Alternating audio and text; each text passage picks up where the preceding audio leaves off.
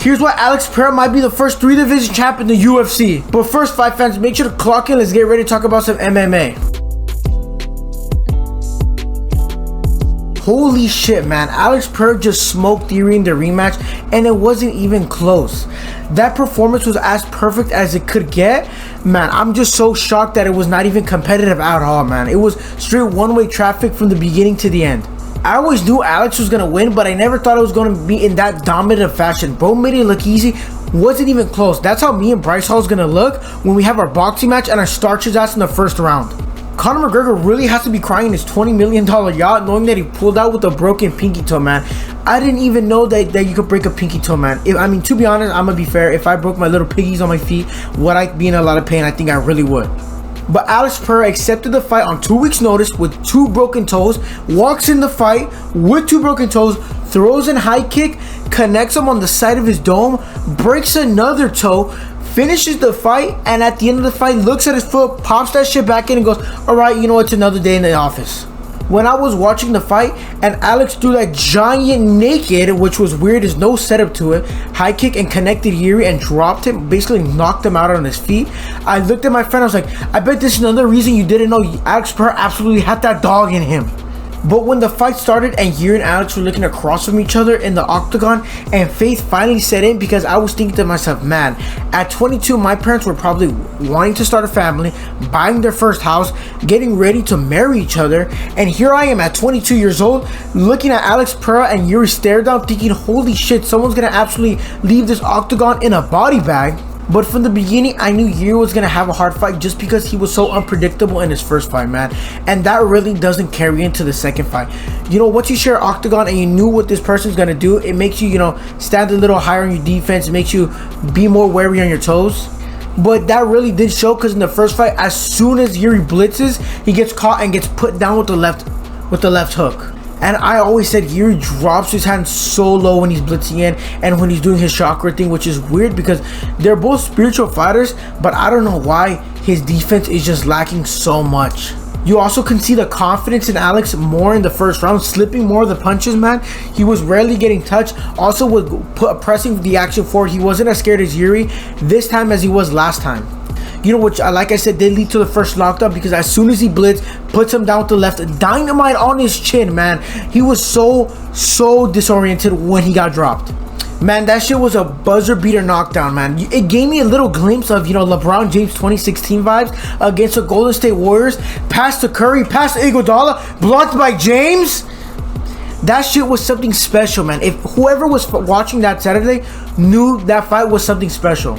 But everybody watching knew JIRI was hurt because he was on the ground. You know, by the way, the round had ended. He was on the ground on his back, calling for Alex to jump full mount.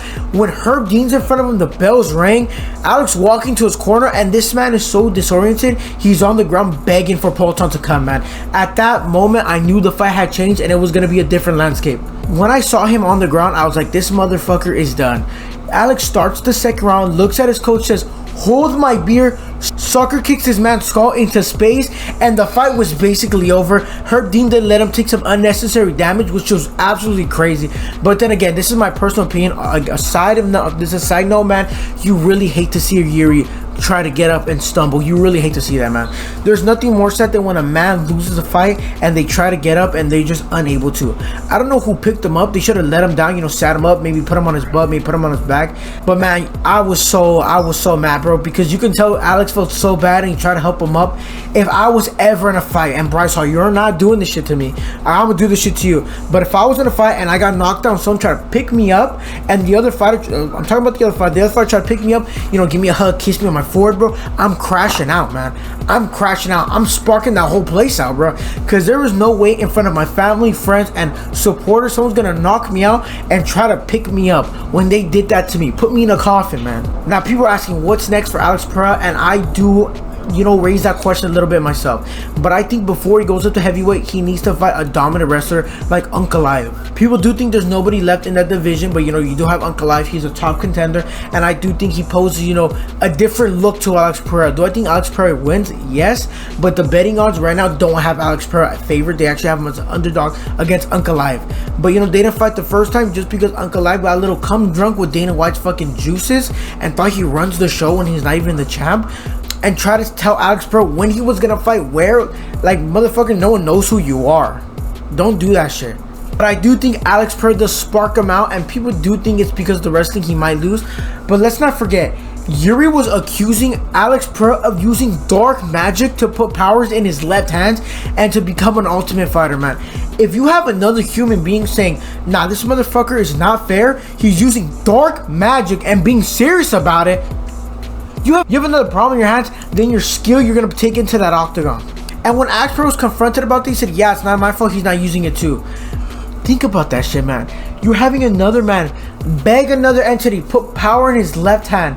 Then when he goes in the fight, he starches you with that left hand, man. That has to be a little sketch, man. We need Ghostbusters, we need Chris Hansen on that shit right now. But I do think his left hook is blessed by the grace of God, and he will catch Ankalaev early in the first or second round before his fight, before his wrestling can really take effect, just because I do think he has the effect where, a lot of fighters go in wanting to wrestle, but they have him in a deer in headlights, man. They just want to stand and strike with them, just like Jamal Hill did, and he got sparked out in the first round. You don't stand up and strike with a glory kickboxer, man, of that caliber. But let me know if you guys think Alex Pereira does beat Ankalaev in the comment section down below, and we'll be replying to all the comments. Also, guys, make sure the link in the description, go watch my last video on why KSI and Jake Paul is never going to happen. That fight is going to be robbed from us. But lastly, fight fans, make sure to uppercut that like button, subscribe, and I'll see you guys in the next one. Peace.